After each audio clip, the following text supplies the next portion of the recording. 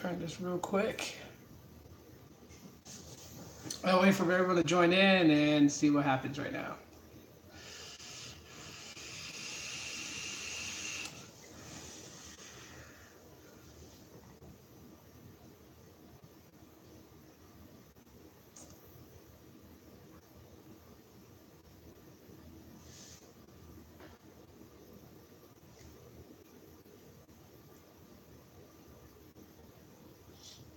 Hey, what's going on? I'll bring up the chat so I can see it. Hello, DJ. What's going on? Chris, what's up? How you guys doing? How's your Saturday? Did anyone go out for Pokemon Go Community Day? Did anyone go out? Pop Trigger, what's up? What's going on? Yo, how you doing? Yeah, life's treating me good. I hope it's treating you good as well. It's raining. I'll trade you weather. It's like 97 degrees, but it feels like 105 right now.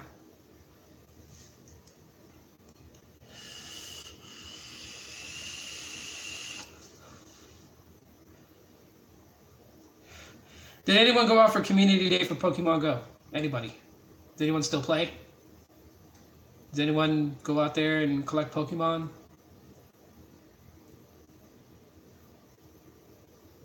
You're planning to switch to Metro PCS from Boost Mobile. How do I unlock my iPhone SE? Do they unlock it? Yeah, but it has to have been active on Boost Mobile for a year in order for Boost Mobile to unlock it.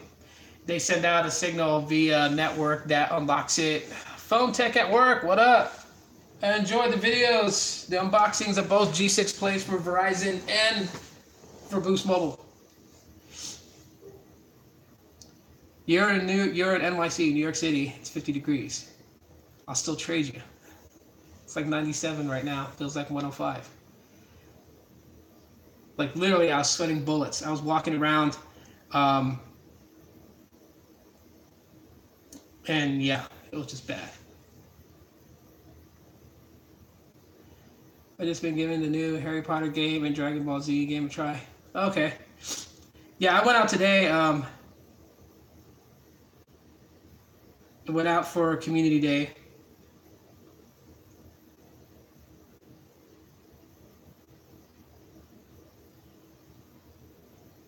Oh. I got you. Sometimes that happens, especially like I use for my editing on YouTube, I use Power Director. I use the app on my phone, and the latest update actually allows me to render it in 4K. So some videos now are going to be rendered in 4K if it's like short, like maybe like a 5-minute video.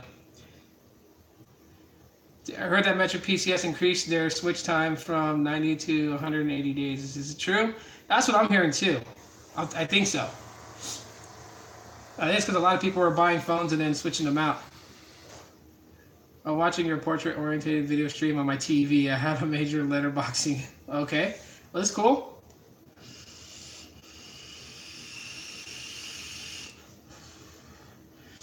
Let me go on record and say this right now. If you own the Moto E4 Plus and you are interested in getting the Moto G6 Play, don't expect a huge difference.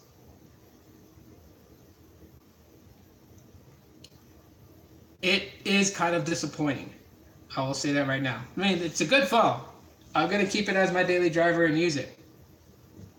But you're not going to see a significant change. Other than the fact that the back is glass, which is like my Moto X4. So it's like if my E4 Plus and my X4 just kind of merge together. Do I support the T-Mobile and Sprint merger? I really don't care what they do. It doesn't even... There's controversy behind it. I know Sprint is basically stating that they want to put out 5G, and if they merge with T-Mobile, it'll make the prices cheaper. I don't know. Is the battery life on the E4 Plus better than the G6 Play? Yes, it is. It is. I went out to Community Day. I played Pokemon Go. Because of the heat, so it was so hot outside, my phone started to stutter real bad. Real bad. Like, I was, like, wasting Pokeballs trying to catch Pokemon because I would throw it, it would freeze in the middle of the throw, and then it would register the throw as a weak throw, so then the ball would just drop, like it wouldn't even get to the Pokemon I was trying to catch. I left for community day. My time was 11 o'clock. I got there, I had like 98% battery. By 1 o'clock, I was down to 52%. I like burned the battery real good playing that game for like two hours straight. I get better battery life with the E4 Plus. How's the screen visibility in sunlight? It's okay. You gotta put it all the way up. Like I had to have it all the way up, brightness up at 100% in order for me to like vividly see the display. If I had it like at maybe 50% or 70%, you can still see the display, but it has like a dark tint to it. So to get like really bright, if you don't have very good vision, you're gonna want to put it up to 100%. Let's see. You're against it because Sprint needs a CEO that spends less money. Remove Hulu and put $15 billion to increase coverage. Then they could be 1% within T-Mobile coverage. I don't know about T-Mobile coverage because there's T-Mobile coverage that's not great. You're talking about two companies that are on par of being the weakest. Like, yeah, T-Mobile is in third place as far as like the amount of subscribers they have. But as far as like how both companies function, like with you using devices on there, it's hit or miss with either one, you know. So they're kind of like in the same playing field, which is why at the end of the day, if they did merge, and yeah, they would become a big threat for Verizon and for AT&T.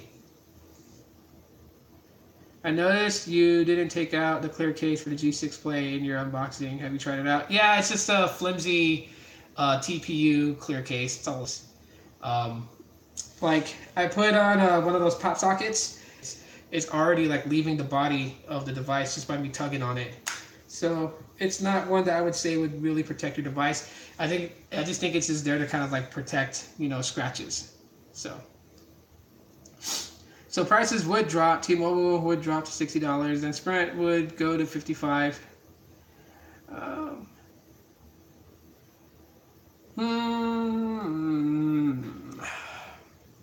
I mean, when you think about it, if you're talking about if they merge together, because like right now, if they didn't merge together, then yeah, prices wouldn't really drop. If they did merge together, prices would drop. But then again, Sprint wouldn't really be on the list because it would all be the new T-Mobile. The Sprint name would completely die. It's going to be wiped and vanished.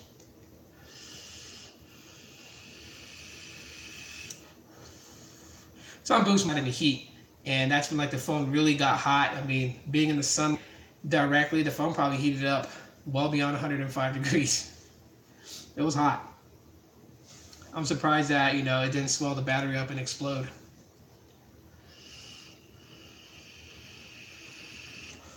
If Sprint increased coverage? No, because I'll let you in on it. I don't work for the company anymore, so I really don't care. They intend to increase prices. Like if Sprint remains Sprint, if the merger deal never goes through and Sprint rolls out their 5G, you could be looking at $75, maybe close to $80 for a single line on their network for unlimited. That's their plan.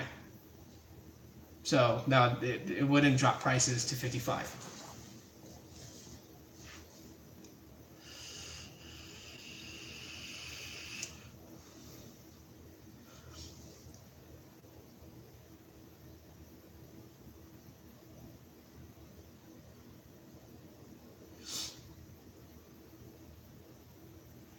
T-Mobile 85. I want to say take 15 away from that, and that's what it would be with the new T-Mobile. It'd actually be 70. So it'll kind of be along the lines of where T-Mobile's at. And that's for when they roll out 5G. Yeah, remember, like, price hikes are going to happen because 5G is right around the corner. So that's what they're trying to do. Whether they merge or not, 5G is coming for Sprint customers. I think right now they've added on 3 more cities, so I know Phoenix is going to get it, as well as, what the hell was the other ones?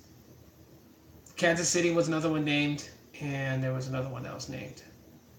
But yeah, total of 8 cities. Yo, what's up, John? 8 cities are looking to get it, whether they merge or not. So, but yeah, I mean, wait, if 5G rolls out, would there be 5G unlimited and 4G unlimited separate plans, or? No, I don't think they're gonna differentiate the two. I don't think they're gonna have like a 4G LTE unlimited plan and a 5G.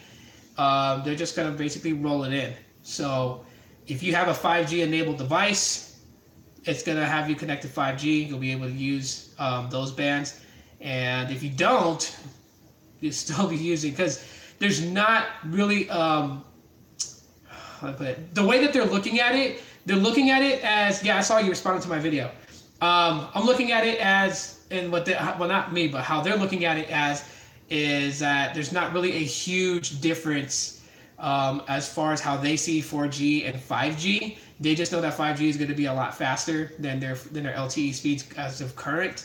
So, but they're not going to market it as two different places.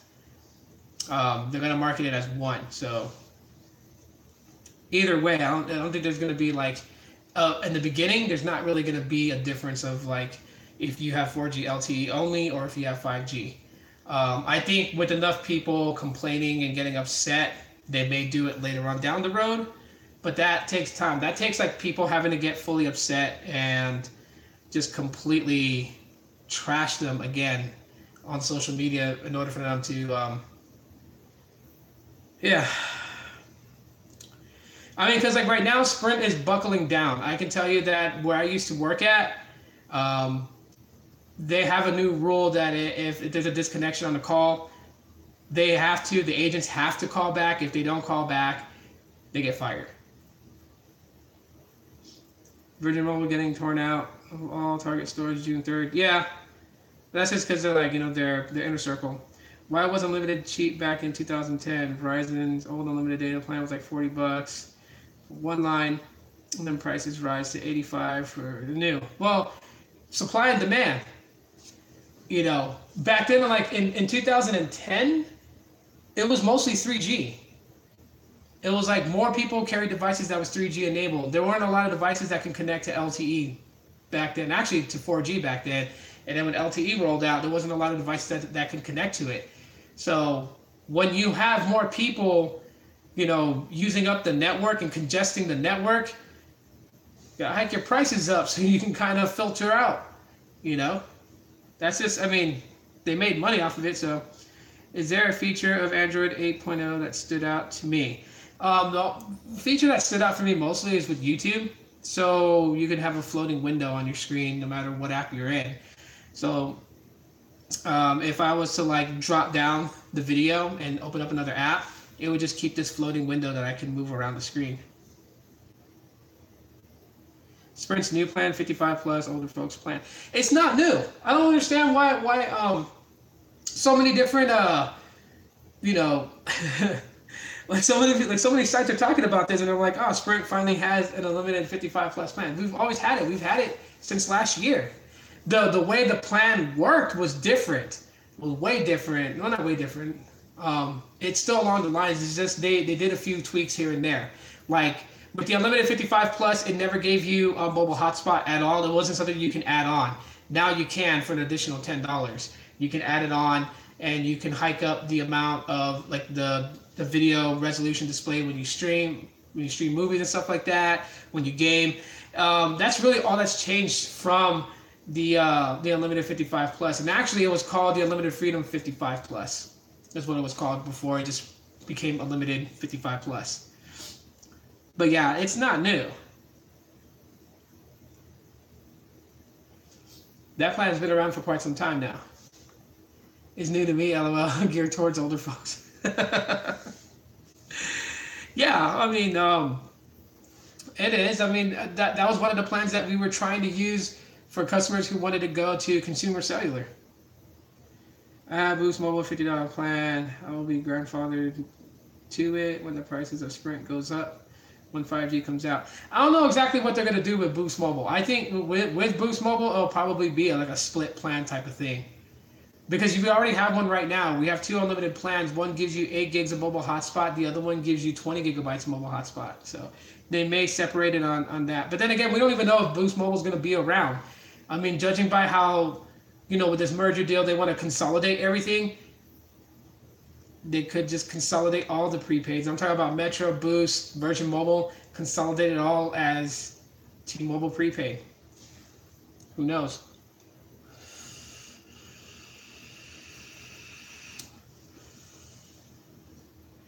No, he's not.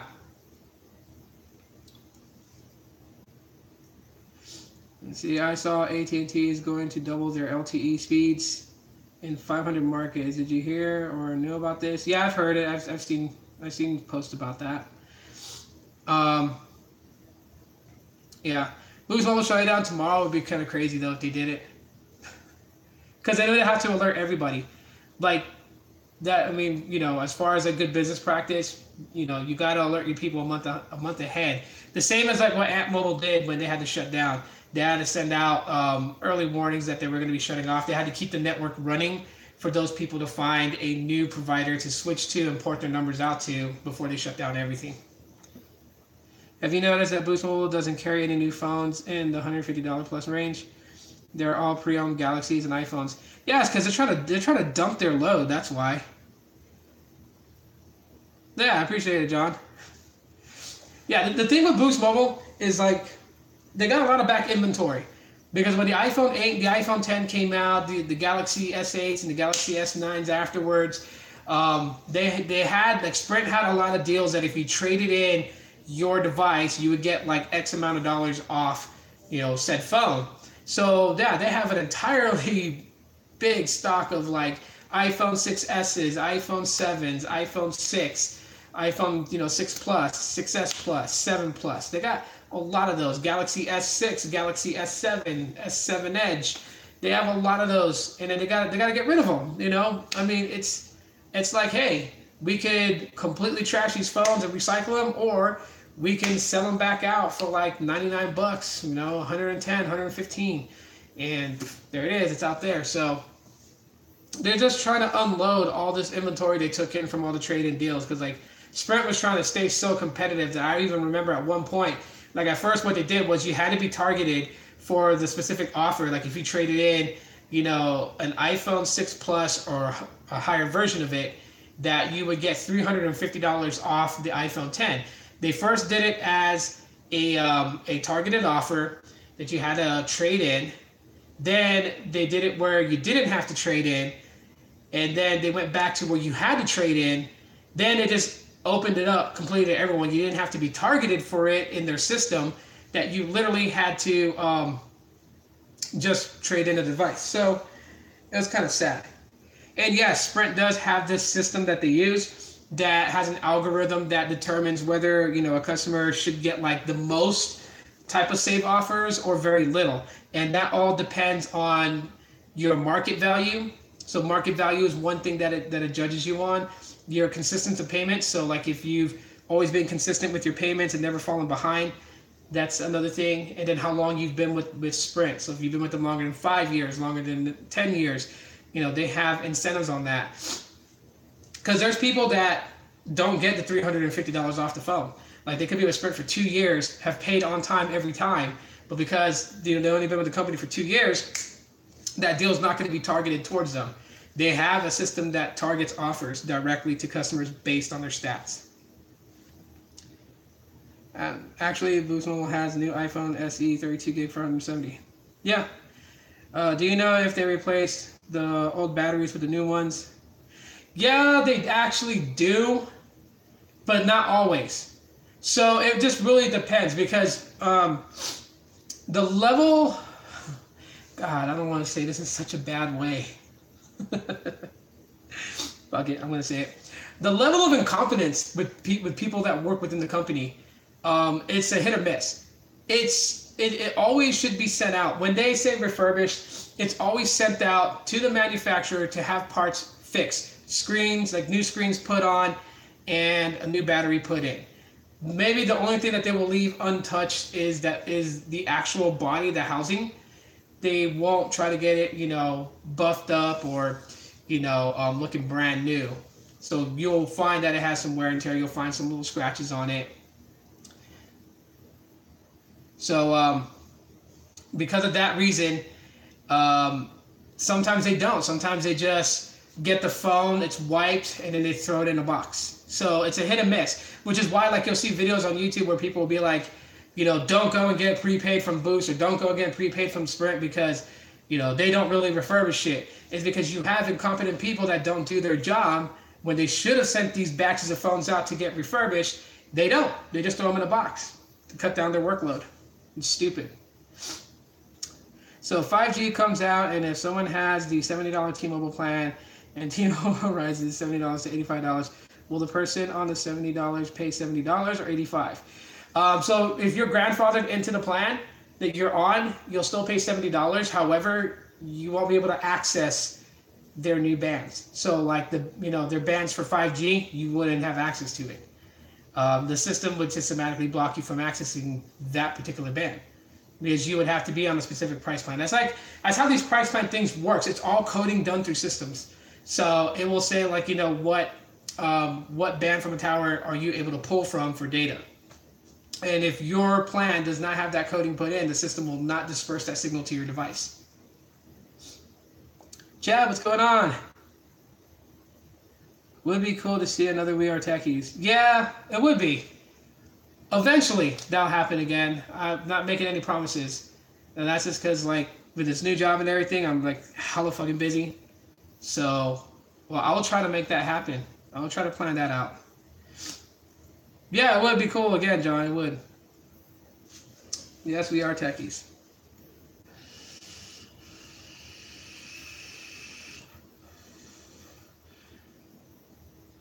I don't know. But if you sign up for a plan that has 5G, whether your device is 5G capable or not, you're signed up for that price plan, so you're going to pay that rate. I appreciate the dollar. You guys really don't have to do that, but I do appreciate it. That is a McDouble up the block. So thank you, Mel Hustles. I really appreciate that. I'm going to go back and binge watch. It's still on YouTube. Yeah, I haven't taken down any of the videos. All those will stay up there. What do you think about the T-Mobile and Sprint CEO is saying that 20 million Sprint existing devices is already compatible with T-Mobile network? Because they already have been. When people port out from Sprint, they call in and they yell at us. Literally, they're like this. They'll call in, and then they'll be like, I'm leaving. I left you guys to go to T-Mobile. I called 2 days ago, and some asshole told me that my phone would be unlocked within 48 hours, and I put my T-Mobile SIM card in, and it's not unlocked. I want it unlocked now. Unlock my effing phone now. And that's how they literally talk to us. Sprint phones are compatible to roll on T-Mobile, especially iPhones. So, yeah. McChicken. Yeah. Well, we don't have McChickens here. That's what really pisses me off about living here. We don't have McChickens here. We have hot and spicies, but we don't have the McChicken. Come on. I have to drive to California to get a freaking McChicken sandwich, okay? I'm not bullshitting anybody. I have to drive, towards LA. After I pass the border of California, maybe about another 45 minutes, there's a McDonald's that has a McChicken, and I've done it. I've driven out that way for a McChicken sandwich. How's the Moto G6 play? If you have the E4 Plus, it's not worth upgrading. McDonald's menu sucks. I gotta check out that We Are Techies y'all talking about. Oh yeah, it should still be up there. There's several live broadcasts that a bunch of us got together and just had a big show. Hot and spicy is better than regular McChicken. I have an ex who's in Hawaii now. Y'all got Spam in your McDonald's. Yes, we do. We got Spam and Portuguese sausage. So if you get the breakfast platter, you can get Spam, eggs, and rice as a breakfast platter. Or Portuguese sausage, eggs, and rice. Gosh, why do you gotta bring that up now? I miss those.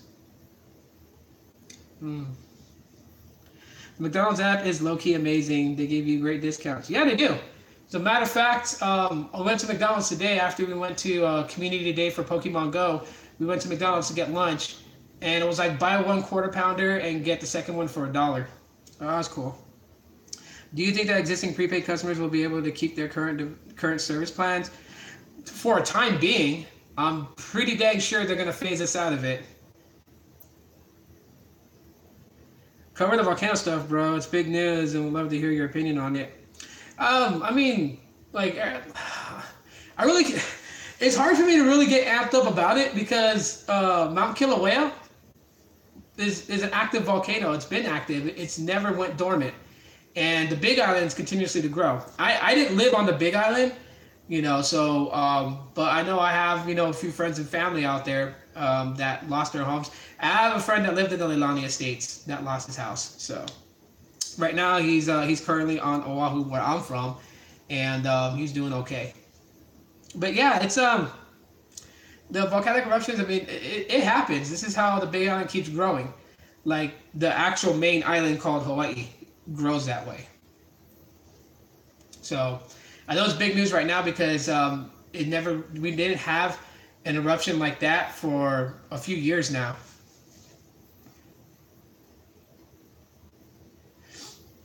Yeah, I know a lot of people that went over there would probably like, trip out though, um, got no idea about any of that stuff. Saying that coming from you would be cool. Yeah, I mean, it's a little bit different because I've seen two types of volcanic eruptions in my life. So Kilauea erupts, but it's not like a real big eruption. It's very sporadic and but it's always erupting. I mean, there are lava tunnels like underground that roll all the way out to sea. So you could be driving in a truck, on a back dirt road or something like that. There's actually a lava tunnel underneath you. You're not going to collapse into it and die, but it's underneath there, and yeah, lava flows like that. Now, when my dad was in the Air Force, we were on Clark Air Base. I believe it was like in 1990 or 1991.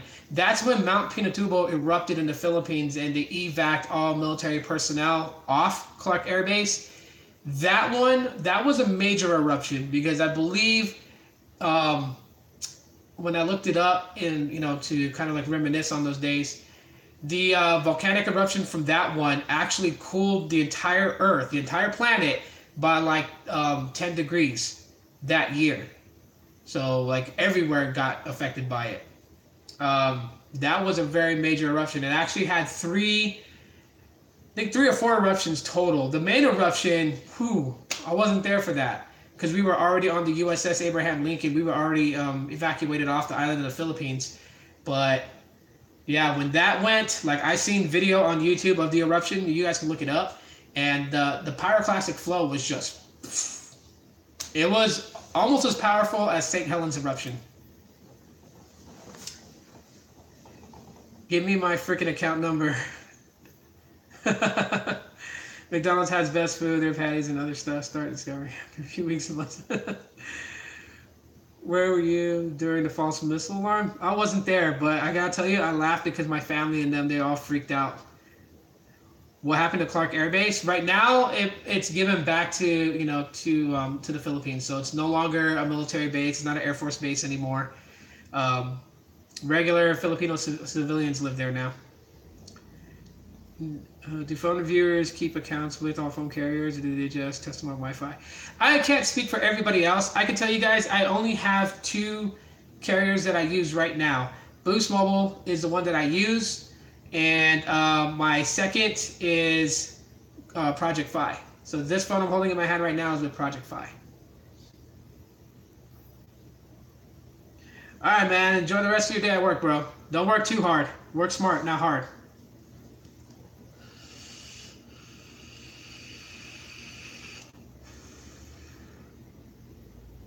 Personal stories from your family. Whoa, man. Maybe another day. Maybe another day I will bring up some old stories from my days of growing up. There's a lot of them, so I gotta kind of just like go through each one because some of them are probably not even good to talk about.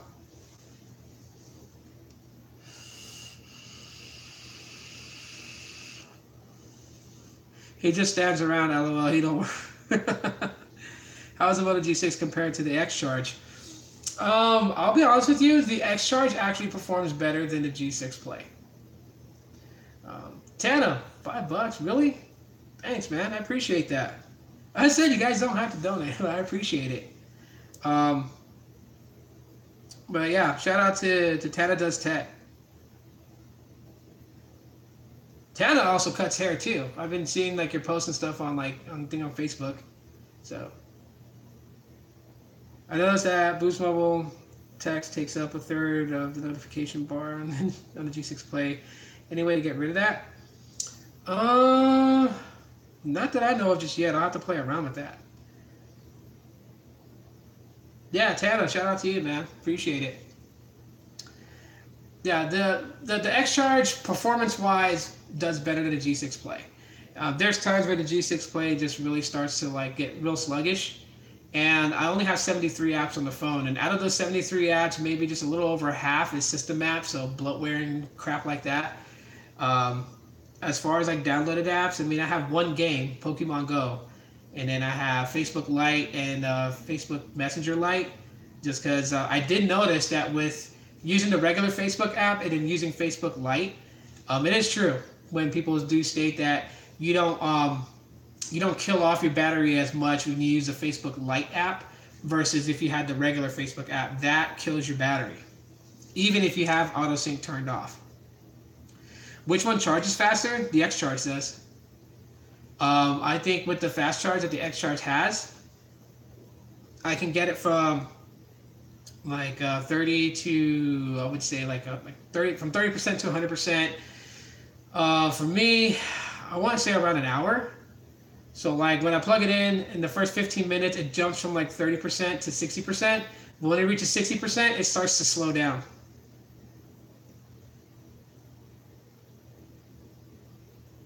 Yeah, I use the Android app on my Chromebook. So I have like the full version of Power Director, and then there's another app by them called Action Director. Not Action Director or something like that. Action something. I forgot the name of it, but yeah, I use Power Director, and I have like the full unlocked version. And like the latest update they have right now is rendering video in 4K. I don't know if it really does render it in 4K resolution. There's one video that I did that is in 4K, and if someone has like a 4K enabled device, let me know. Like comment on that video if you actually see it in 4K resolution or if it just looks like 1080p. The X Charge's battery is insane. Yeah, it is. The X Charge and the E4 Plus batteries are pretty good. The G6 Play, even though it's a 4,000 milliamp hour battery, it just kind of, I mean, this is like my second day with it, so I still got more time. I'm actually gonna wipe the phone tonight and then reinstall all my apps again, just to kind of see if maybe just, there's probably some things going rogue in the background. Regular Facebook heavily affects your phone performance. I use Facebook Lite and check messages on my computer. Yeah, I use Facebook Lite and I use Messenger Lite. I use both those two because Messenger Lite you can do video calling. So hey babe, you can do video calling on Messenger Lite. So it just takes out all the other unnecessary crap, the Snapchat features and stuff. Did you guys see the post of them talking about what they discovered about Snapchat, supposedly why they rolled out the UI of Snapchat that everybody hated, and that was because the CEO went to China. He saw how their competition in China is, and he wanted to implement that into his company, into his app, and that's why they made the changes to Snapchat. And even though the developers weren't ready to roll it out, it was like basically they're saying it was half baked and it was pushed out because the CEO wanted it out right away. Like I laughed when I saw that. I wish that Sprint only used one SIM card like AT&T or T-Mobile instead of multiple ones, depending on what type of device you have. Yeah, it's because it is a SIM card. It's more of just a UICC. It's really what it is. It's only there really for LTE. Your 3G signals and everything, they're all from the switch on the motherboard. Which, if you kind of think about it today, they're going with embedded SIM, right? And in a way, you can kind of like say that CDMA devices already have that type of technology. It's not exactly embedded SIM like how the Pixel 2 is, but it's along those lines. So I use Twitter Lite. It's basically the same as regular app, and it's less than 5 megabytes. I didn't know they had a Twitter Lite, so I'm gonna look for that now. Also, Facebook auto updates even if you turn that off. Yeah, And yeah, I noticed that it still does.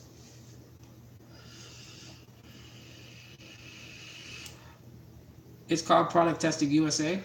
Well, the website that allows one to test out products for free, but require doing a product review. I'm testing on that website. Okay, that's cool. Twitter Lite is literally the web page saved to your phone. Okay.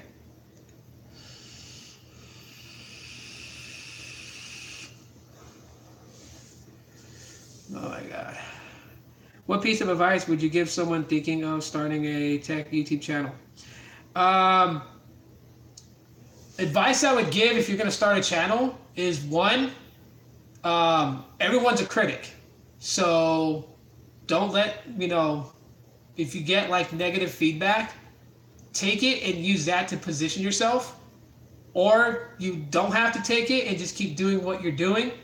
Like don't let outside influence push you too much. Like it's a give and take type of thing. So know your stuff because people will flame the hell out of you. And even at times, because like not every one of us knows everything. So if there's things that you don't know, don't be afraid to put it out on Front Street. Like if there's something that I don't know, I'll generally say straight up, I'm not sure about that. Because I'm no guru on this stuff. I just know what I know. What I read is what I know. Don't be afraid, and don't quit. Even if you put out 100 videos and you've only gotten 3 subscribers, don't quit. Keep going. Just keep going. Don't look back. You got to keep going forward. And yes, you got to have tough skin. This channel that I have right now is the hardest that I've ever really put effort into anything as of late. The way that I say that, because I usually start projects and then those projects just fall out. But I started this channel in 2011. I wasn't really heavy into it until maybe like 2 years after is when I started picking up momentum. And I just kept doing that. Like there was times where I would put out 400 videos and didn't get a single subscriber. My subscriber count would stay the same. It would be like 561. But don't let those things discourage you. Don't really pay attention to the numbers too much. Do what you're interested in because people are going to see that. They're going to recognize it. They're going to recognize if you have a passion for this or if you're just in it for some other BS reason.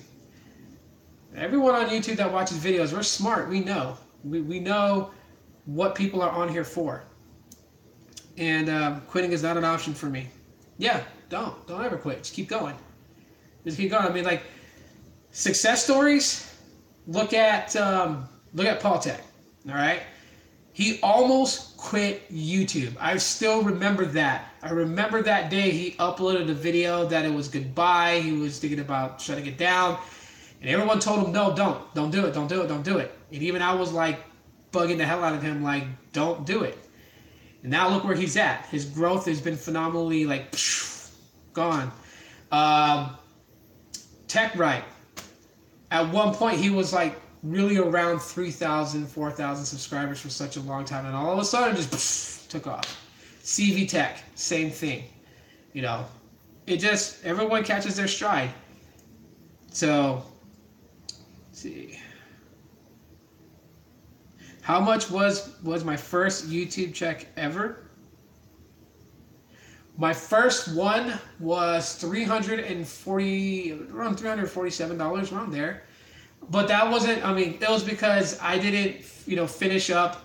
Like when I set up AdSense and everything, you got to make over $100 to get paid out. If you don't make over $100, the balance rolls over to the next month.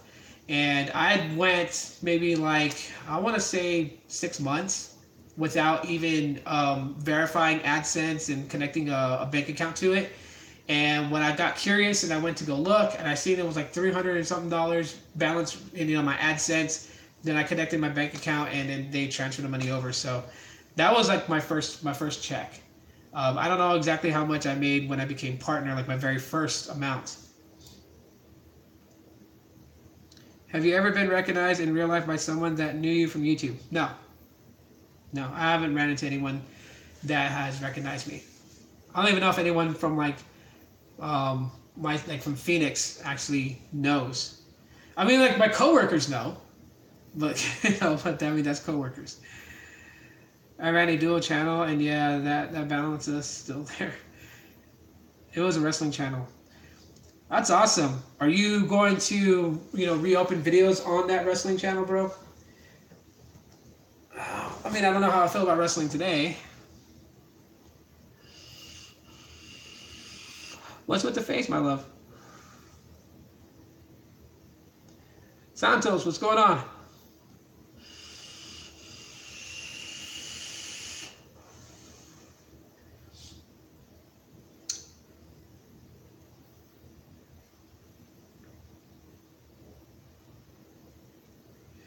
No, it's about the same. I mean, like I'm gonna be honest with you. There's different ways to make it through YouTube. Okay, some YouTubers are not very transparent. My brother said thanks. He didn't have one. Awesome. I'm glad he enjoyed it, or is gonna enjoy it.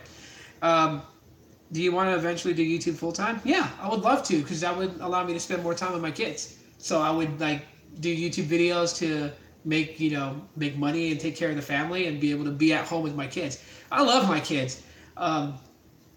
They stress me out sometimes, but that's all kids do. But then I like being around them. I mean, to be honest with you guys, I dread going to work.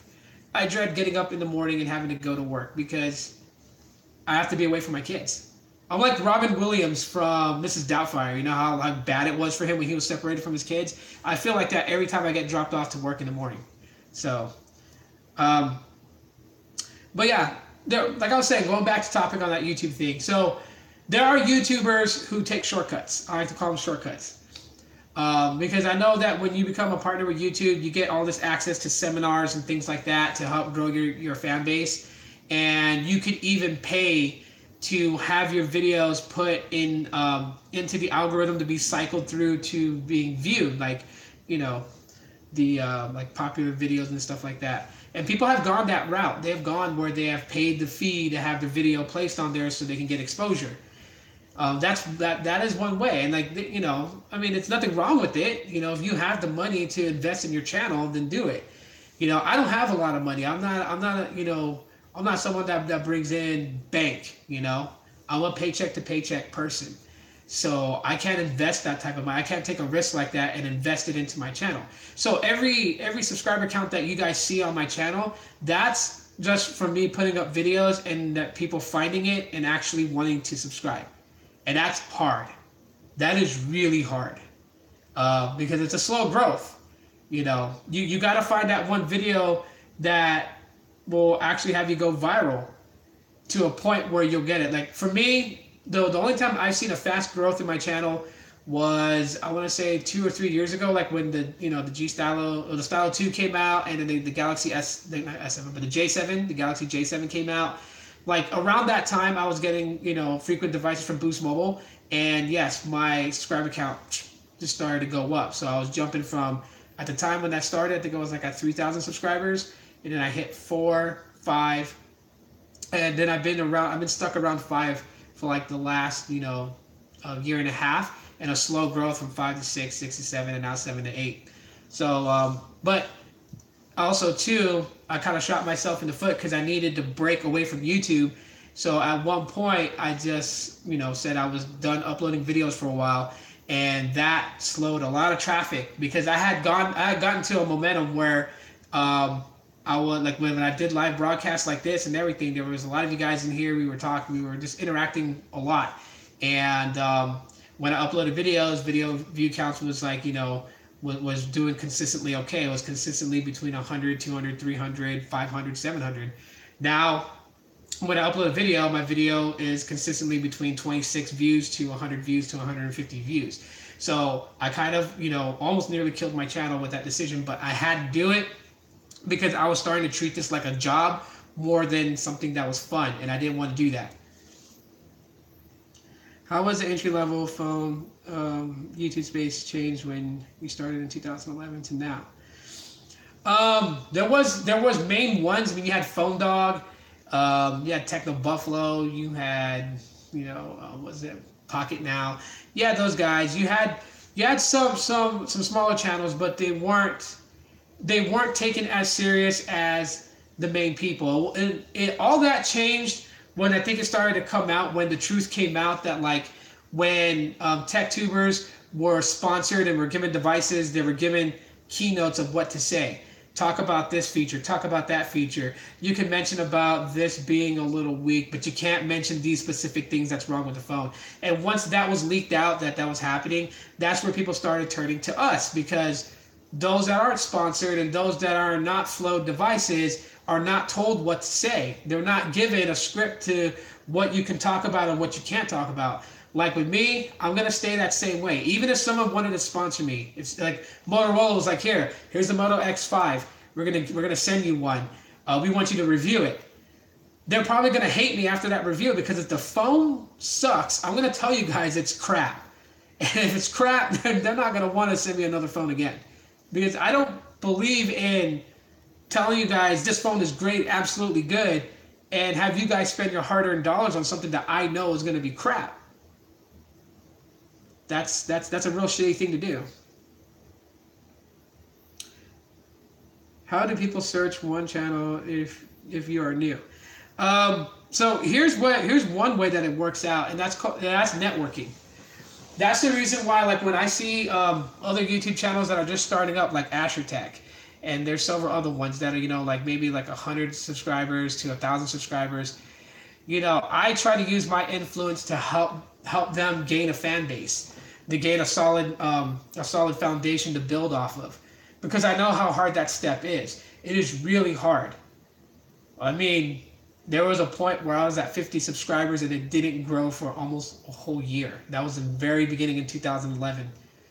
50 subscribers didn't grow. That's a very hard foundation to try and build. So I use what I have, which is like 8,000 plus subscribers right now, and hope that by me telling you guys, like, hey, there's this YouTuber, he reviews phones, go check him out. I'm hoping you guys go and check him out and you guys subscribe to him. That gives them a solid foundation to build off of. And I still continue to do that.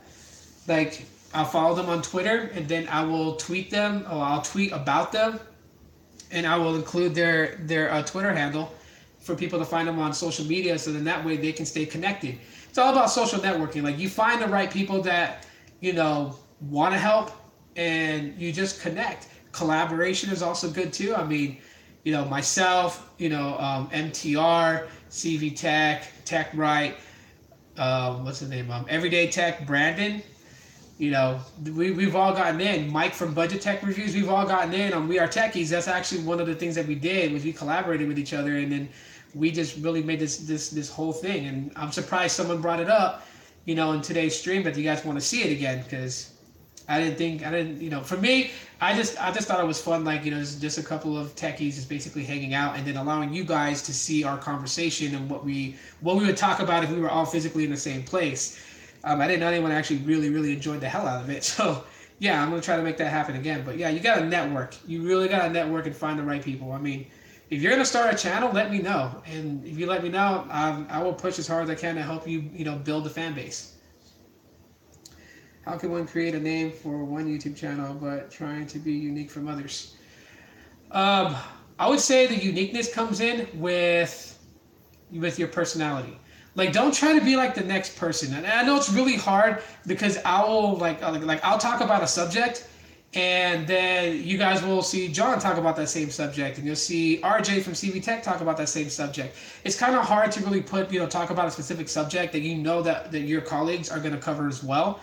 But what can differentiate you from them is your point of view, because that's the beauty of it. Like, all of us can talk about the Moto G6 Play, and all of us will have a different opinion about the Moto G6 Play. And then you guys benefit from it, because you get all the different points of views from each one of us about that phone. I think it's best to give constructive criticism, point out the negative aspects and what can be done to improve them, rather than just say a phone is trash. Yeah. I'm a shill? What do you mean by that?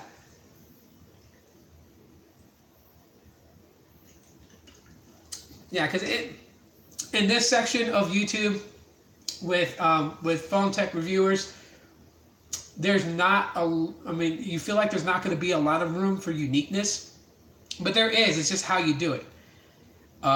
Some people will live broadcast, like John. John does live broadcasts like about every day, every other day, and RJ live broadcasts at night. That's about almost every day. I don't broadcast live quite a bit. You know, I still put videos together, edit them, and put them out there.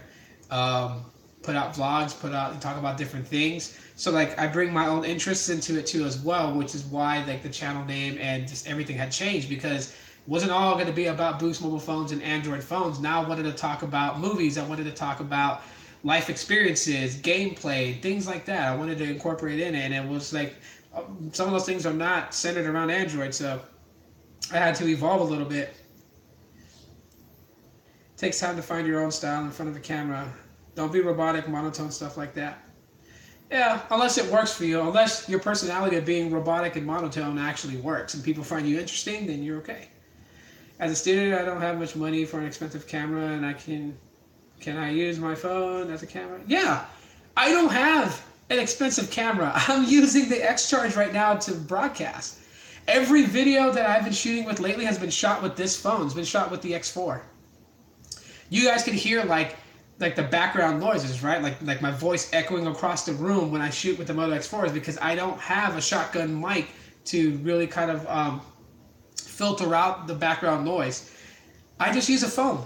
I've been doing that for so long. If it's not a phone, it's my Chromebook. One of the two I've shot videos with, and it's never been with any type of professional camera gear. But the worst is overly positive reviews that don't mention any negative points because they got the phone for free and don't want to upset the company. I mean, yeah, but that's, you know, as I'm saying, you know, I'll call a phone good for all the right reasons that I feel that it is good. Even if it has some bad things, those bad things to me would not be something that I would feel like that would completely take down a phone and what it's worth. Unless it's really, really, really bad. Like it has to be like non-functional, like was it the Blue Grand M? That was probably one of the purchases I regret the most, because that phone, you download Facebook, your storage is done. It's literally done. A nice phone. Great idea to build a phone out of metal, but man, did Blue give it some real shitty specs, because 4 gigs of internal storage with only 1 gig available for apps, photos, and videos. Yeah, that didn't work out so good. I still have the phone. It's like sitting on top of the TV.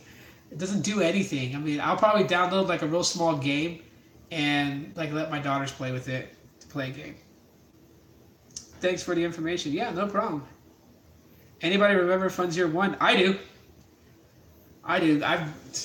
That dude was awesome. I mean, at the time, that's when I was in Virginmobile, and then he was reviewing Virginmobile phones, and I was reviewing Virginmobile phones, so it was just crazy. But Fun Zero One was like one person that I thought was like really cool. I really dug his videos.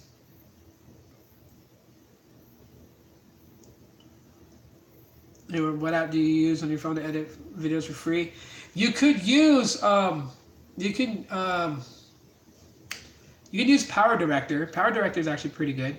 As a matter of fact, if you want a cracked version of it, I still have the cracked version that does, you know.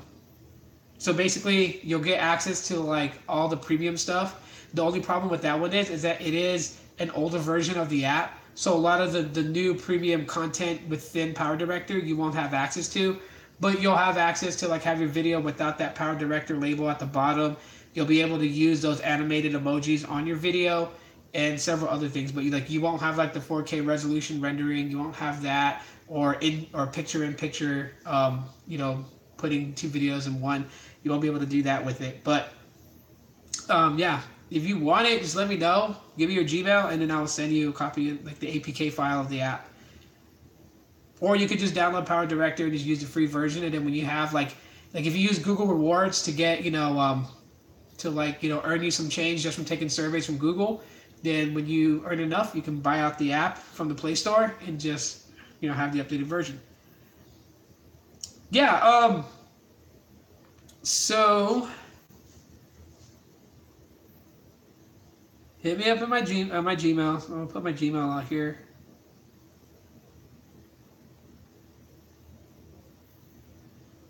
Oh man, this is from like way back in the day, but yep.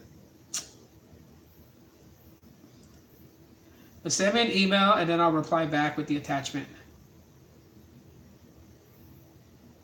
So there it is.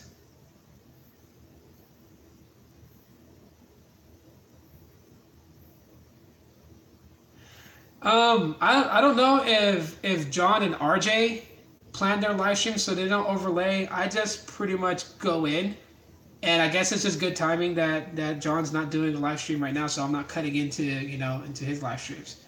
But I'd like to say that we have that respect for each other, that we won't B and CV talk about when we go live. See, there you go. He just answered it for you.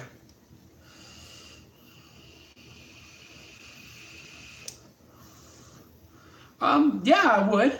I would buy an old flagship phone. I was seriously considering getting the Galaxy S6 for like $99 pre-owned.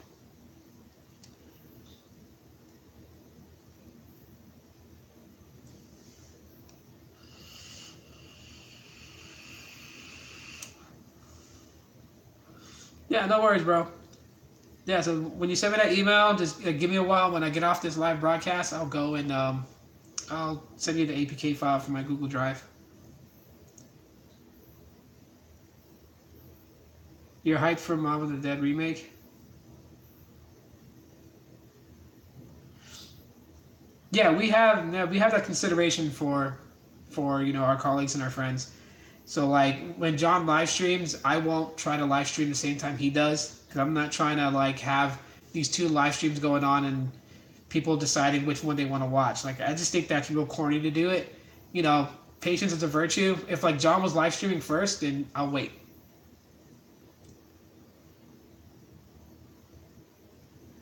Any glass protectors for the Moto G6? I went to Best Buy today. I didn't see any. I went there to try and see. They had a case for my X4, but they wanted like $50 for it. And it's like, to me, it's the same type of, nearly the same type of case as the G6 Play comes with. So I wasn't too keen on that. But I didn't see any like screen protectors, like glass screen protectors or anything like that. But there should be some. Still waiting on me to collab with MTR. One day we will. We have on We Are Techies. I mean, if you actually just want to see like a live stream that has me, John, RJ, and Brandon and Tech Right and everyone on it, then yeah, We Are Techies. That YouTube channel that I made for collaboration, those videos are still up. But like for like new stuff, yeah, I'm gonna be trying to work on something like that and maybe get us together again for like a live stream, But then like we'll have to let you guys know when that's gonna happen so you guys don't miss it.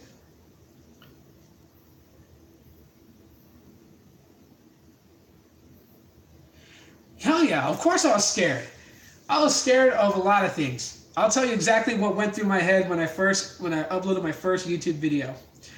One, I was scared that I'd have like a booger in my nose or something that I didn't notice that other people would.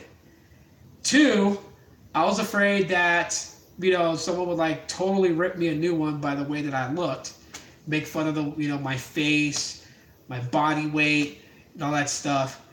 It wasn't until, I actually thought about it and I said that I really don't care about those kind of things because it didn't really bother me in real life, so why would I worry about the internet? And I got over it. The thing about it is that you have many different styles of shooting your videos. You don't have to be on camera if you don't want to. I think there's a YouTuber, he's went through many different names. I know him as Storm804VA. He goes by LGV20 User HD. That guy doesn't get on camera very often. He will basically like screen record his phone and just dialogue over it. And then there's YouTubers that really don't get on camera. Like Paul Tech really does not get on camera. If you ever go through Paul Tech's videos, you'll notice he's not on camera very often. Like when he vlogs, then he'll be on camera. But if it's like a phone, the video is strictly to the phone in different settings, whether it's outdoors, indoors, at his office, by a lake, by water. It's all, but it's always focused on the phone. I would donate during you guys can split my dollar 4 ways. That's awesome. How do you feel about vlogging in public? It doesn't matter to me now.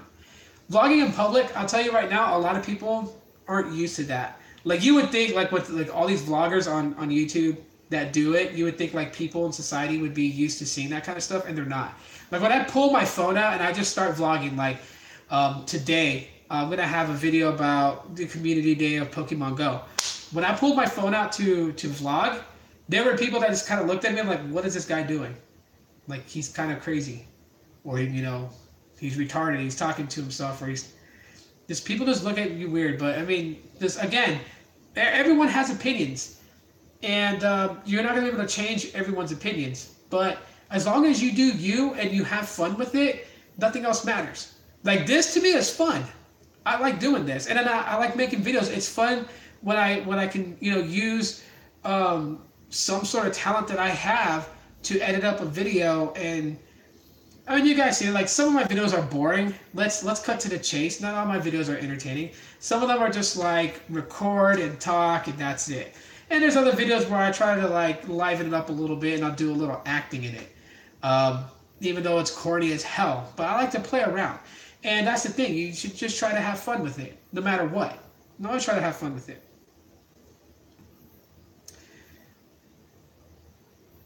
I'm too sexy not to be on camera. John, you're funny, man. There's a YouTuber named Speedy Diver. He never shows himself on YouTube. Yeah, there's people who never will show themselves on YouTube. Like they are completely. There was one guy that would roast people, and his avatar was Skeletor from He-Man, and I think he recently decided to show what he looked like. But yeah, he went for a long time without anyone ever seeing what he looked like. Do you have any regrets about YouTube or wish you have done something differently? No, I don't regret YouTube at all. The thing is that I'm a geek. I'm a nerd. I'm into nerdy things. I tried to suppress it when I was a teenager because, that's what we do. We don't want people back then to know that we're nerds, so we try to act tough when we're really not. I'm not a tough person. People around me sometimes want me to shut up when I talk about the things that I talk about with you guys. So this is an outlet for me to basically vent out my thoughts about something that's going on in either technology or, fan-based type of stuff, movies and whatnot. It allows me, it gives me just that spot to just say, hey, this is what's on my mind about this phone or about this company. It's an avenue for me to let all my stuff out. There is black screen media. He is just a black screen. People have done some crazy stuff. There's a woman that's on YouTube, and I forgot what else she's on. She's on some other like live streaming social media, and like she makes a lot of money. And all she does in her video is stare into the camera. No sound, no dialogue. She's just staring into the camera, and that's it. Never regret nothing I've done on YouTube. It is all learning experience. Yeah, it is. I mean,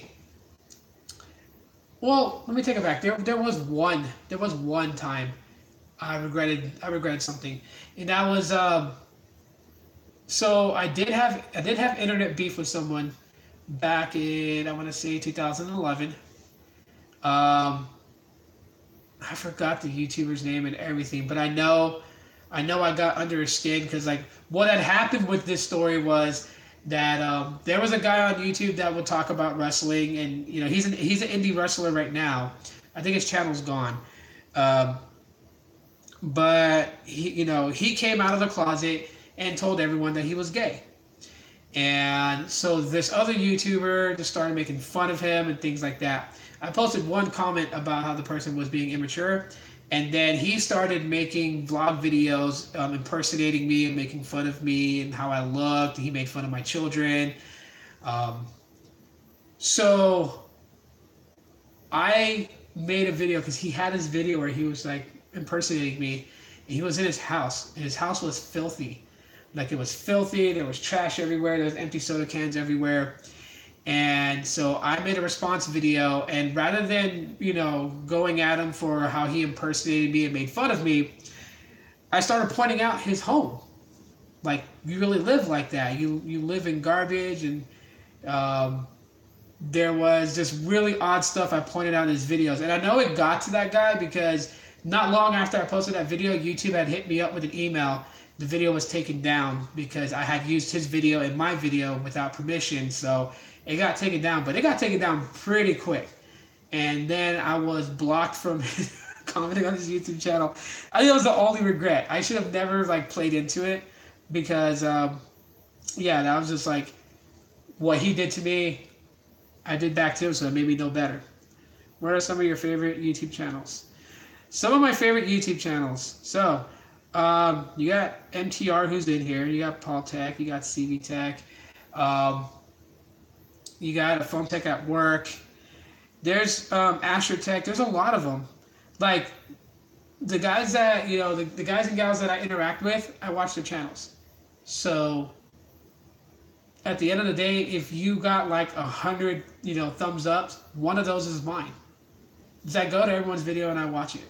Now, if you're talking about major YouTubers, like major tech tubers, I'd say Max Lee. I like watching his videos. I like his ideas and his thoughts about smartphones and tech gadgets and life in general. What's his name? Flash and Droid. It's a Chinese guy. If you understand Cantonese or Mandarin, then you'll understand what he's saying. I use Google Translate. This is weird. I watch his videos and everything is I believe it's Cantonese or Mandarin. But I'll use Translate, and I'll put it next to the YouTube video as it's playing. And while he's talking, it is translating what he is saying, so I get the full script of what he said in his video, without really understanding Chinese. So,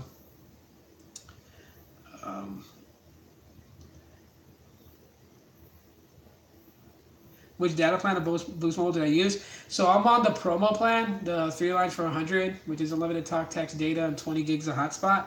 That's the plan that I currently have right now. I appreciate that, Phone Tech at Work. How do you feel when you see someone with expensive phones with no case? How I feel is they're just doing them. Maybe they're not worried about dropping the phone and breaking it because maybe they have money like that to burn on the phone. I know that, if a phone costs me $400, I'm going to put a case on it. My Honor 8, I had a case on it for the longest time. I spent $399 for that phone when I got it. So, do I love the makeup tutorials? No, I don't watch those. What I watch on YouTube is tech and food. So if I'm not, if I'm not in the mood to watch, tech videos about, Sprint and new phones and stuff like that, then some of my favorite stuff to watch on YouTube is cooking shows to learn new recipes and kitchen nightmares. I like watching that. So yeah. Am I planning to switch to Metro? No, I'm not planning to switch to Metro. Metro doesn't work good where I live at. If it did, I would. It's for me, I just want to have good coverage and good service. And Boost Mobile gives good service in my area, so that's why I stick with it. Now, if Metro, got better here, then I would use it too. Because my X4, because it can switch between T-Mobile and Sprint, it runs on Sprint here where I'm at. It almost always works is on Sprint. Yeah, I watch Kitchen Nightmare repeats. Some of those videos are just crazy. So there's this Korean YouTuber. She cooks a lot of Korean food.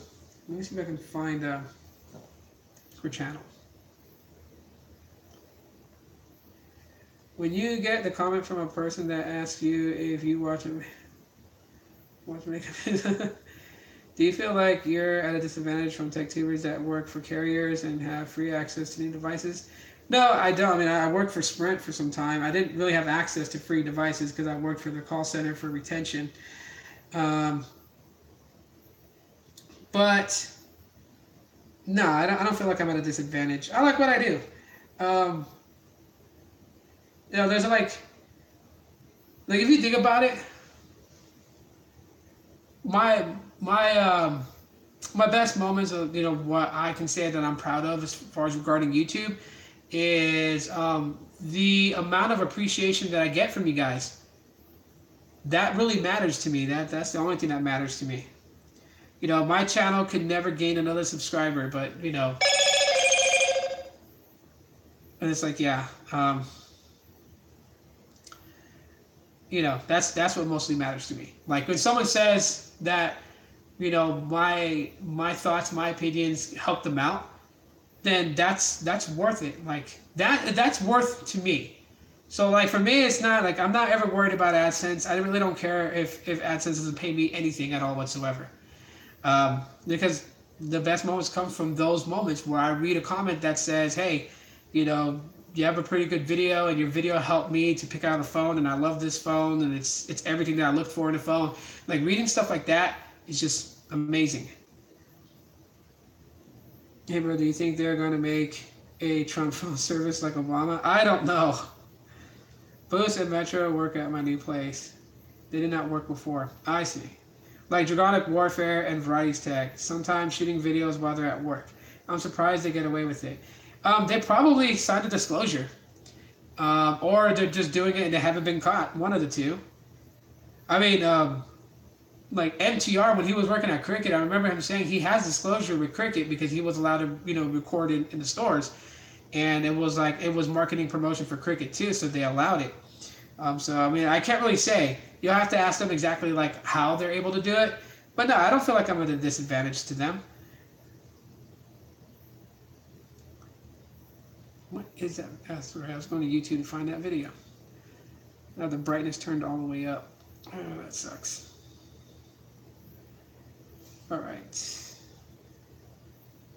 Who lives in tri-state area? Which is faster in the tri-state area, Boost or Metro? I don't live in the tri-state area, so I really can't tell you.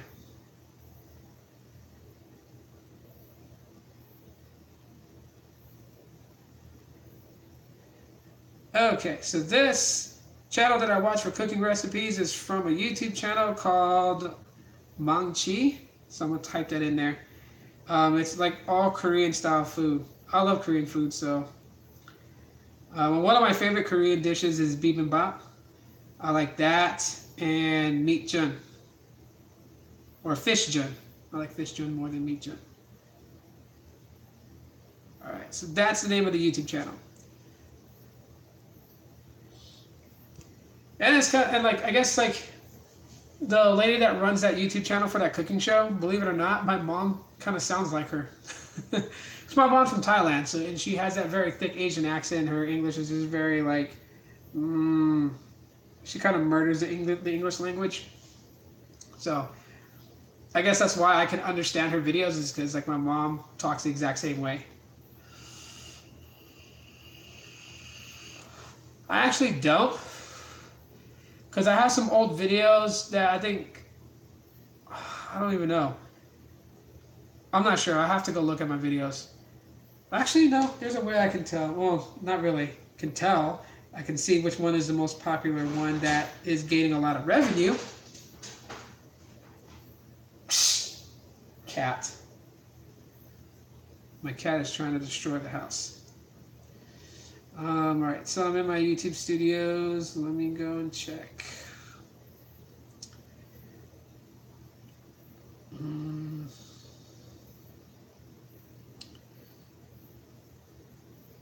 Okay, so these are top videos in the last 28 days. The new T-Mobile video I did, that one's at 4,899 views, and then the Cobra Kai series, that one's at 4,835.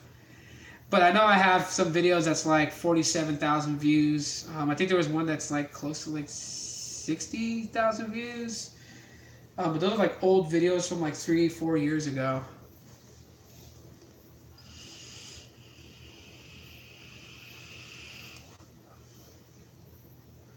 Do I like to do pho? I make it homemade. Yeah. No, I know what it is. Yeah, I like that. I mean, I'm diabetic, so you know, I try to look for recipes, like dishes that are more on the health wise, that are, really good for like low blood sugar, but are very tasty. And to be honest, Asian cuisines really like follow that mark. Like udon noodles, like Japanese style, saimin, those types of dishes I love to eat. Speaking of Cobra Kai, what are your thoughts on YouTube's new music and premium streaming plans? Oh, that kind of annoys me that they do those kind of things. I mean, yeah, they already have it right now with YouTube Red. So I don't know. And it's like the same thing of like people talk about net neutrality because next month that's where the repeal for net neutrality is supposed to kick in. So I'm kind of like, ugh, I don't like that. But Cobra Kai was awesome. I didn't get to slowly enjoy the Cobra Kai series because I binge watched it in 3 hours. I want to say 3 hours. Could have been longer. I know I cleared it off in one day, and it was no more than 5 hours it took me to watch it. Like as soon as I saw the first episode, I got hooked, and I watched the second episode, and I just wanted to keep going. And it's crazy. It's crazy how Johnny's son is being trained by Daniel LaRusso. That was crazy. And like every time when you thought there was going to be a moment of peace between Johnny and Daniel, and then something happened to like rekindle the bitterness between them. But I think what's absolutely crazy is if Johnny decides to let Sensei Kreese help him with bringing up Cobra Kai, because I would have thought that Johnny would not want anything to do with his former sensei for the fact that what happened at the end of the first Karate Kid. That was crazy. Yeah, I got hooked. Like because we have access to these videos, it's like you just like it's not like TV where you had to wait till next week for the next episode. Like you just kill the whole thing. Like when I watched Stranger Things, I killed that in one day. I watched season 1 and season 2 back to back. Yeah, I use Google Play Music as my main streaming service. What am I watching now? So I'm kind of going back through Big Bang Theory, and I'm up to season 5 again. So I'm watching that. Do I watch Gotham? Not really. I don't. I feel like that it's just crazy how they're like implementing all these different characters from Batman at Bruce's early age. That's just weird. It's like what they did with Superman and Smallville. Like to me, I hated that show. I hated it because it was way overly dramatic, and Clark Kent was in love with Lois's sister or some shit like that before he met Lois Lane. Like, it was all kinds of things. I just don't like that. It's like the Venom movie. I think the movie's awesome. I think the graphic, the CGI is pretty cool. What I really hate about the Venom movie that they leaked away is how Eddie Brock got the symbiote. Like, he did not get it from a lab. He got it when Peter Parker shedded it off of him after he realized what the symbiote was doing to him, besides giving him extra strength. The new Star Wars movie this summer? Which ones? Didn't Solo come out already?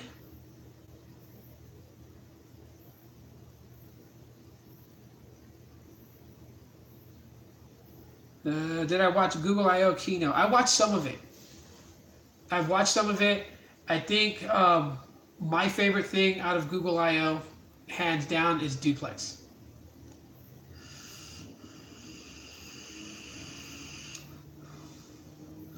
I mean, the demoing when you were searching something with Google Assistant, like you were trying to set an appointment for a haircut, and how it called the barbershop to set up that appointment.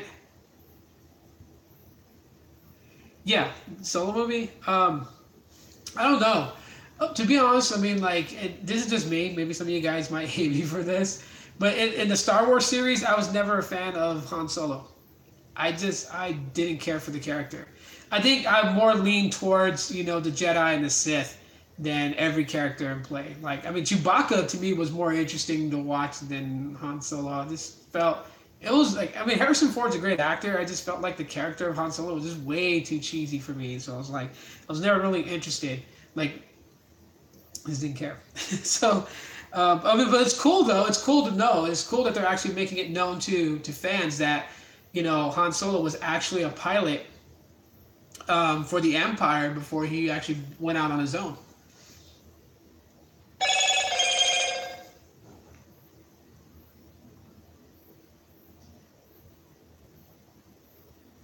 Oh, battery fully charged now. So yeah, what I'm hoping that they do, since you know we have like MCU and we have DC, they need to start making some Image. I don't know if you guys know the comic book brand Image, but if you don't, then Image was basically the company that put out the series Spawn. And I wishing that they would make an updated reboot of Spawn.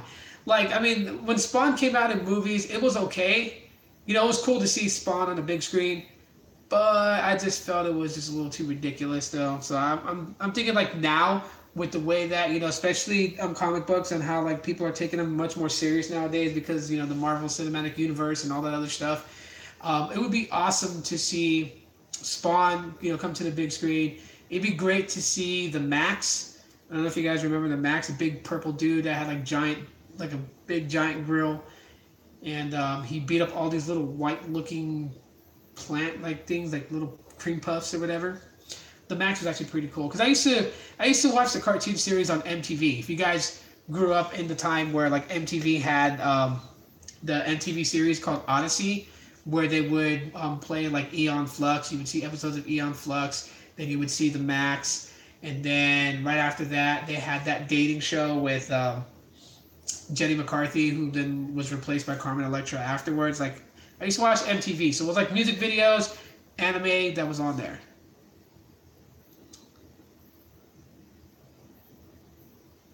They should make movies about lesser known superheroes. Yeah. Have you seen the Last Kingdom TV show on Netflix? No, I haven't seen it. I'll probably check it out since I always look for like recommendations from people because like really, like, yeah, I'm a geek and everything like that, but when it comes to like Netflix shows and stuff like that, I don't know. I just don't know how to pick them very well. So I wait for like recommendations from people and then I'll go and check it out and then binge watch it.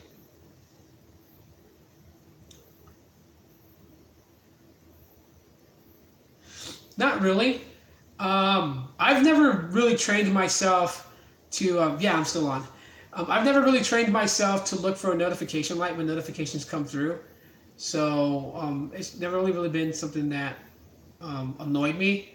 Plus, like I still use my Pebble watch from time to time. So like when notifications comes in, I actually get it on my watch than I do on the phone. If I need to reply or anything like that, I'll use my watch because I have the Pebble Time and the Pebble 2, and those allow for voice response. But yeah, no, it doesn't really annoy me. I know it annoys some people because some people like to have a notification light to let them know that there is a notification. So if they have their phone like completely on silent, the notification light will let them know that they have a message. But it doesn't bug me. Even just for charging to know when your phone is fully charged. Yeah, no, I know what you mean. But no, it's not been something that I feel is a hindrance for me. So it doesn't annoy me like that. It's nice to have, but no, I won't like fully get annoyed with the phone if it doesn't have it. I think one of my favorite phones that had a very unique notification light was the LG Vault. I love the way that phone did it because you can actually customize the color of the light per app. So Facebook notifications would blink blue, charging would blink red, text would blink green. Like the LG Vault, I wish if they were to incorporate some form of notification lights, I think that's the way it should be done. Color coordinated. Like make yellow for Snapchat, like a reddish orange for Google Plus, blue for Facebook, light blue for Twitter. That'd be awesome.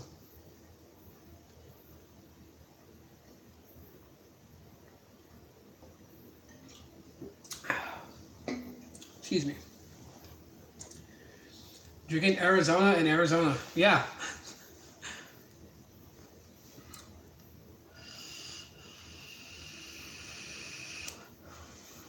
Cool thing is that at my new job, they have a gym inside the facility.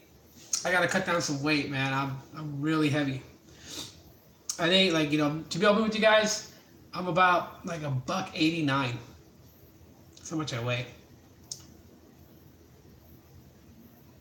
What I'm missing on the phone these days is an IR blaster. I think, no, my X4 doesn't have an IR blaster. My Honor 8 does, but my X4 doesn't. But yeah, IR blasters are actually pretty cool. But like I have a Nexus player, so I still use my phone as a remote control for my TV, but it's done through like Wi-Fi Direct. So defeats the purpose because IR blaster just makes it so much simpler. You can control things with the remote app. Yes, I have. I have tried Android Auto. It's actually pretty cool. So, story. And my babe's on here, so she'll probably confirm it with a laugh. But somebody hit the back of her car and put a dent in the bumper. And the person was nice enough to actually leave a note. So we did a claim against the person's insurance company. We took our car to get repaired. And they gave us a rental. They gave the rental that we got was a 2018 Ford Fusion, and that car has Android Auto built in. And it was funny because we brought the car in at like at 10 o'clock in the morning, and they were like, yeah, we did the paperwork for the rental car, and like the insurance company from the other person, they were covering the daily expense of renting the car. So they're like, yeah, your vehicle should be ready by Monday, Tuesday at the latest. We'll call you to come pick it up and return your rental. I'm like, okay. So we went driving. We took a little small trip up to Flagstaff. And on our way up to Flagstaff, the collision repair place called us, and they're like, your car's done. And me and my baby looked at each other and we're like, we were having so much fun with this Ford Fusion, like just playing around with Android Auto, playing around with all the settings and all the things it can do. And well, at least I was. She was enjoying driving it. And so I looked at her and I'm like, we'll pick it up later. Let's just keep going, keep the car, don't answer the phone calls, let it go to voicemail. We got shit to do. So we just kept going. We drove up to Flagstaff. We had a lot of fun, but like Android Auto is pretty awesome. And so because of that very reason is why it's a targeted goal of mine to, once we pay off the car that we have right now, we're going to be looking for a vehicle, and that I'm hoping that vehicle has Android Auto because it's pretty sweet. It really is.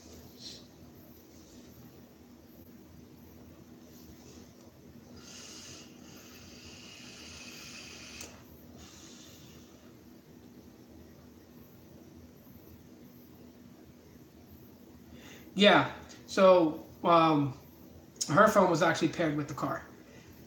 So like getting like text messages and stuff like that, is pretty cool. I think one of the things that people will find annoying though is that there's not really a loophole around responding. Like if you try, the system itself will pop up a message basically telling you that it knows you're driving and that texting and driving is not safe and is illegal, and so it will not allow you to do any type of response while on the call. Even if you were like using a smartwatch. It wouldn't let it. And it's just really trying to be very strict in that sense of not allowing messages to go out. I don't need a car right now. I don't have a driver's license. Yeah. Well, especially today. I mean, that's probably the best way to go, man. Go with the bike.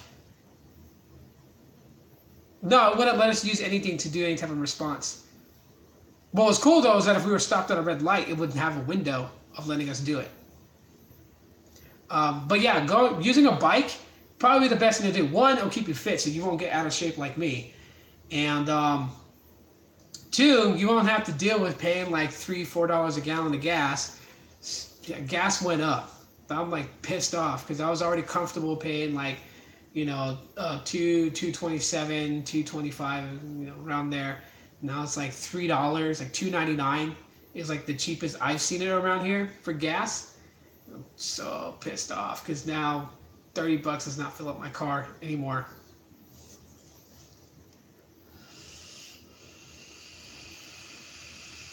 It almost cost me like $40.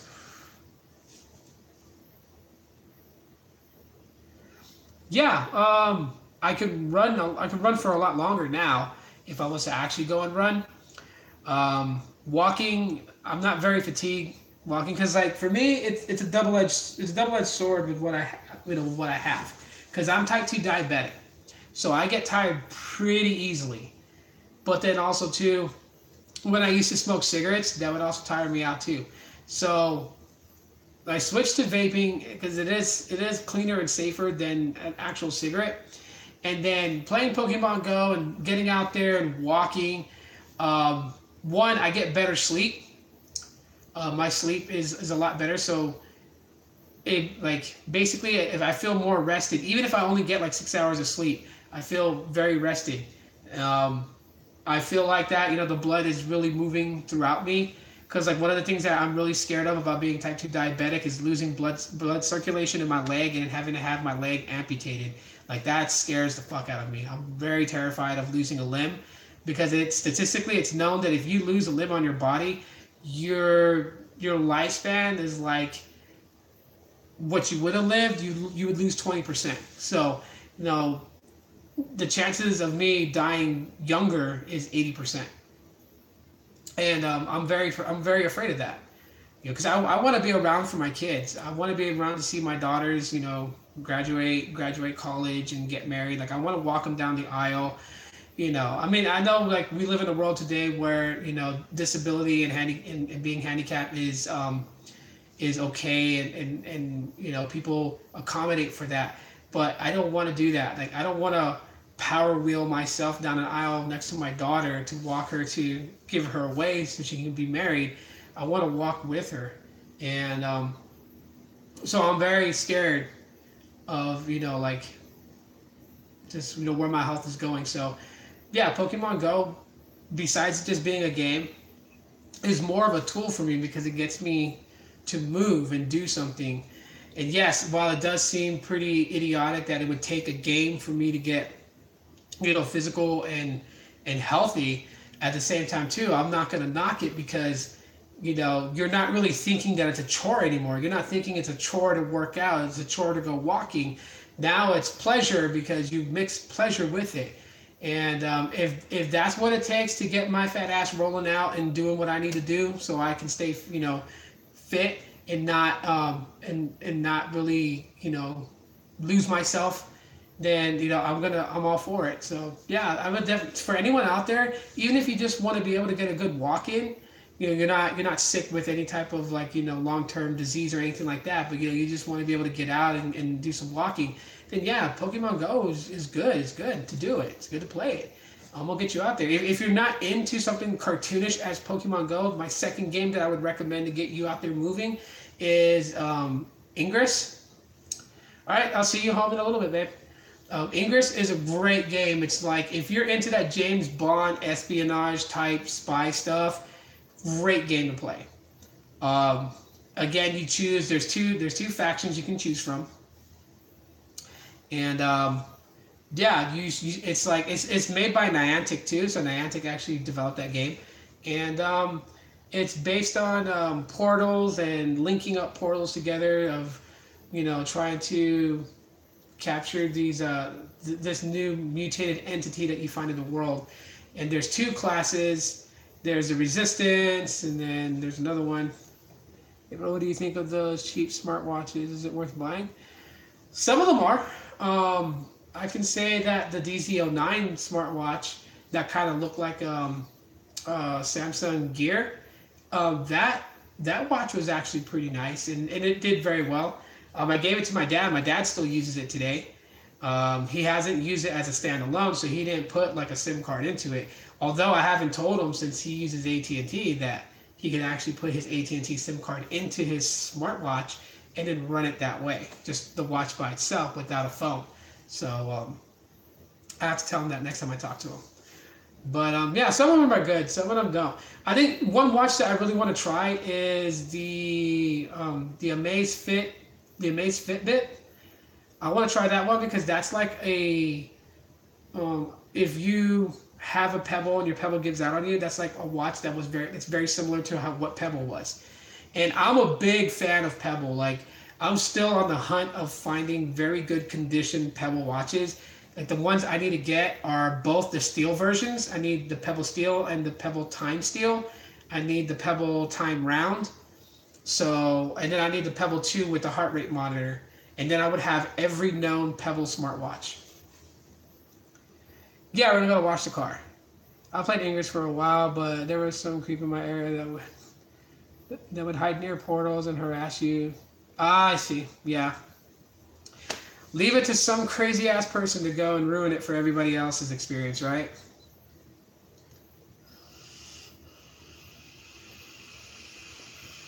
Yeah. But yeah, I mean, English was a good game to play. I'm more of a cartoonish type person, I guess. So the Pokemon just was really. Plus, I grew up on Pokemon. I mean, I don't know the ages of most of you guys on here, guys and gals. Sorry, to be specific. But if you guys are around my age or at least 10 years younger than me, I'm 35 years old. I don't know if you guys remember when Burger King was giving out the Pokemon toys with the kids meal or Mighty Kids meal.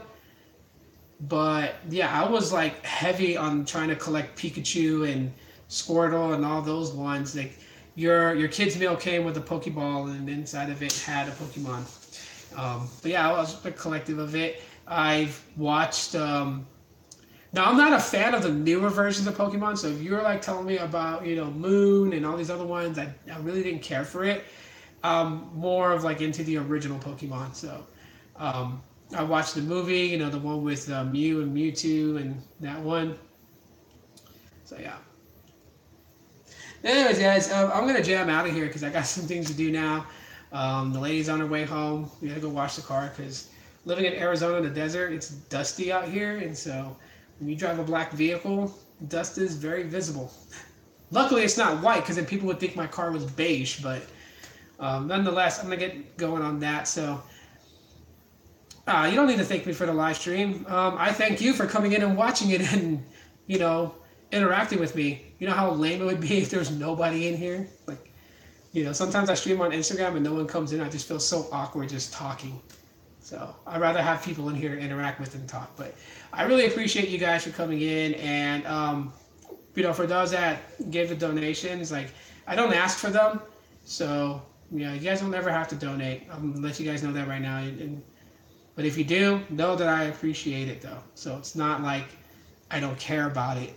I appreciate if you take the time to, but that's your choice. But I would never ask you guys to do it. So you guys heard it from me.